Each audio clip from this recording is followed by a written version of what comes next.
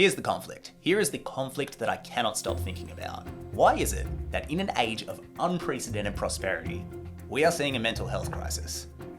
What's going on? We have historically high levels of peace, low levels of violence. We are probably living in a medical technology renaissance, and every single week across the world, hundreds of thousands of people are lifted out of poverty. Despite all this progress, anxiety, depression, and suicide rates are soaring. And even on a personal level, anything that you would ever want to know, any person you'd ever want to connect to, you can know with a few taps of your thumb. So why does the world feel so hopeless? When the world is blooming, why does it feel like doom? This is the question that led me to write this book. Doom and Bloom, the case for creativity in a world hooked on panic.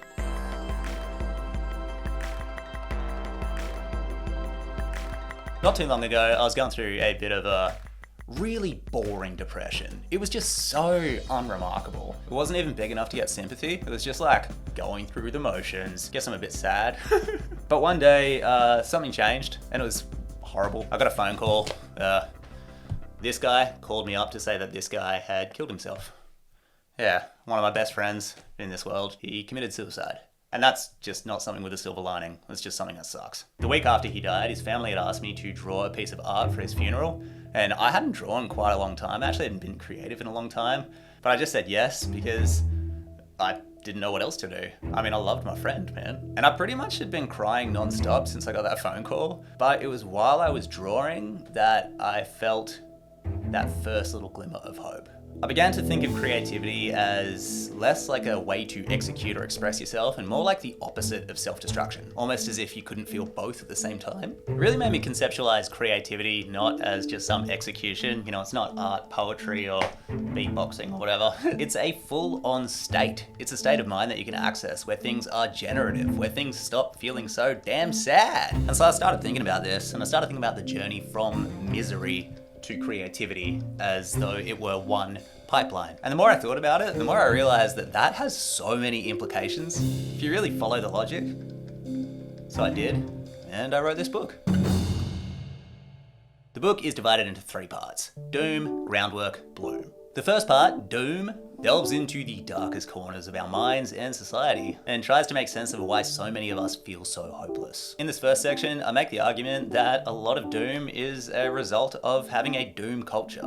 A culture that leans towards sensationalism, extreme ideologies, and catastrophizing. And as we all know, this culture is proliferated by the internet and social media. But as we all know but maybe don't want to know, waiting on big tech companies to change is probably going to be a losing game. So in part 1, we'll take a step back, look at how this culture formed around us, and ask ourselves, what can we personally do about it?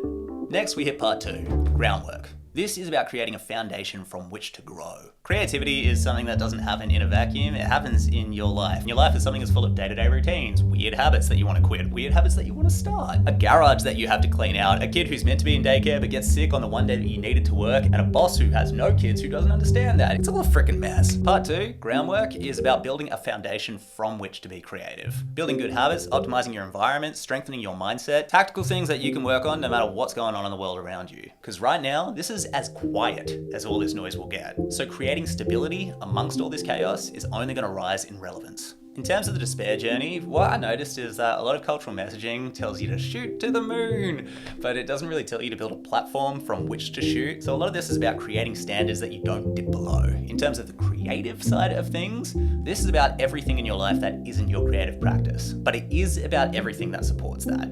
If you are living a good life outside of whatever it is that you're making, that's going to make a big difference.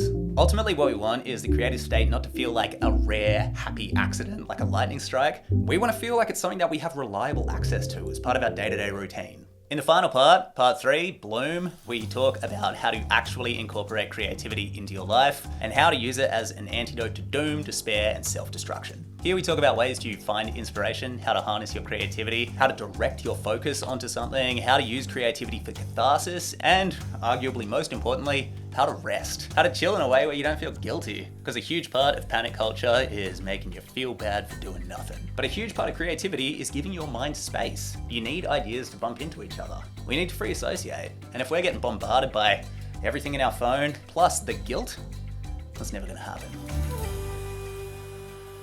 Ultimately, Doom and Bloom is a guide to transforming your life through the power of creativity. Not in the sense that I want you to go out and paint a canvas, but in the sense that unless you're making something, you're probably gonna end up breaking something. And the aim of the book is to get us all into that headspace where we are making stuff. I wrote this book from a very lonely place to begin with, from a place of absolute doom.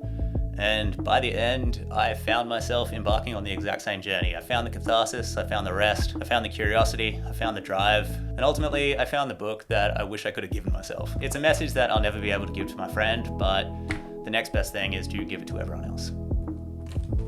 Thanks.